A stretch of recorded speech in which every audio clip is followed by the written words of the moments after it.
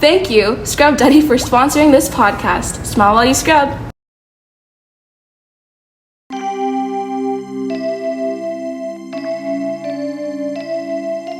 Welcome to our new podcast, where we dive deep into toxic relationships. My name is Evangeline Redfern, and this is Behind Closed Doors, helping you see the truth. This is the first episode of our podcast, where we go ask questions people are usually curious about. In today's episode 1, Behind the Door, we have our guests, Cade, Leah, Shaylin, and Sophia. We would like to thank our sponsors, Red Bull, Toyota, and Scrub Daddy for sponsoring us. This is supposed to be a serious podcast, dude. Whoa, that was so beautiful. Anyway, I'm now going to go around asking our guests on the show my question. My objective is to get a better of how teens see relationships. So my first question is, what are some challenges teens are facing in their relationships? Hi, I'm Cade, and a challenge that I notice in teen couples is that they tend to focus on aesthetics over authenticity. The pressure for a ship to be eye-catching means people miss the toxic traits hidden behind cute couple pics. Hello, it's me, Sophia, the GOAT, in which they call me. Anyways, one thing that I've noticed in Gen Z teen relationships is they tend to fall for the situation trap, making ambiguity the new normal. Teens tend to use terms like the talking stage or going on a two-man without clear labels. It's a confusing mess of, are we a thing? Which makes it hard to even define the health of the non-existent relationship. Yo gang, it's your fave Leah, and I think that's a great question. As a high schooler, I noticed a lot of mixed signals going on in teen relationships. People are misinterpreting green flags as boring or clingy because they're so used to high drama on again off energy, which is exactly what a red flag thrives in. Friends, it's the one and only Shaylin Tolbel. I have a lot to say about this question because I have a friend who has the toxic I can fix them mindset. Flashback.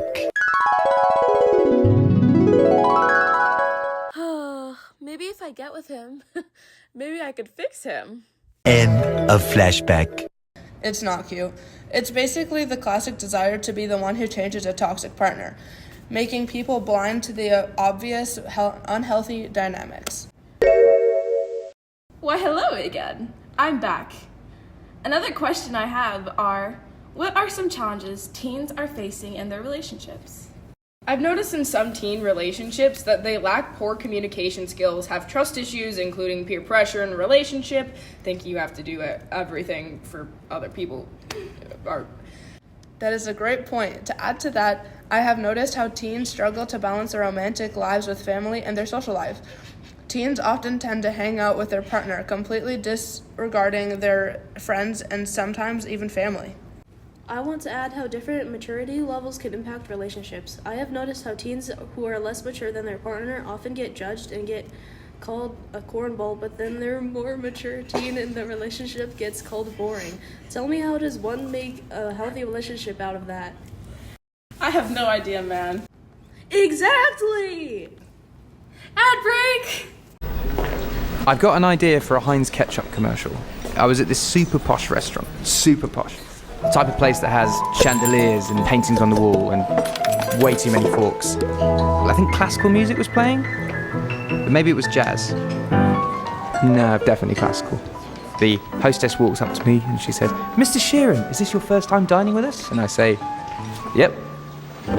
The waiter comes over, he's telling me about the specials. Super fancy vegetables, fancy sauces. I said, "Sounds fancy."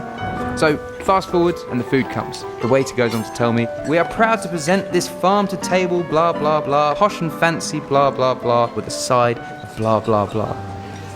You know, the food looked good. I just thought there was something missing. So I reach into my bag and I take out the only thing that can complete me. Heinz ketchup. And at that point, the whole world came to a stop.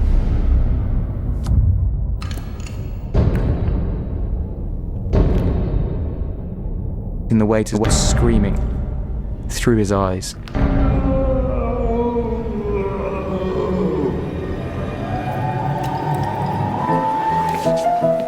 So that's my idea. Do you want to do it? Thank you so much, Heinz Ketchup, for the wonderful ad. Also, thank you, Ed Sheeran. Now back to the topic of teen relationships. It is important to mention the point of how some teenagers end up losing themselves and completely devoting their life to their partner when they're still in high school. Some teenagers end up giving up their hobbies, friendships, sports, and clubs just so they can spend more time with their partner.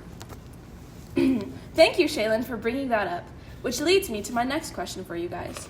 How do you know when a relationship is genuinely healthy, and what are examples of green flags versus red flags? A genuine unhealthy relationship is when one-sided, over-controlling, blatantly disrespectful for their partner, intense possessiveness, constant criticism, manipulation, extreme jealousy, threats, and walking on eggshells all represent an unhealthy relationship. When you are looking to get into a relationship, it is important to pay attention to the signs of a possible toxic partner. Examples of red flags when dating someone can include a low temper, being intrusive with personal questions even if their partner doesn't feel comfortable, and disregarding personal boundaries. If your partner contains any one of these, that is a sign of an unhealthy relationship if you pursue that relationship. Examples of green flags would be a patient partner who is loyal, respectful, has communication, presenting empathy towards others, supportive of your goals, and respecting your boundaries. Happy wife, happy life. You know what I mean. Oh yeah, so tough. Those were all very great points. Thank you, Sophia, Leah, Cade, Tay, and Shaylin for coming to talk on my super cool and super amazing podcast. Also, I would like to give another shout out towards our sponsors, Scrub Daddy, and the rest for sponsoring my podcast. And that's wraps for this episode. We talked about certain aspects of toxic relationships and the difference between green flags versus red flags. If you want to add your point of view in the comments, please do. We love hearing from fans. Anyways, thank you guys so much for listening to our debut episode of Behind Closed Doors.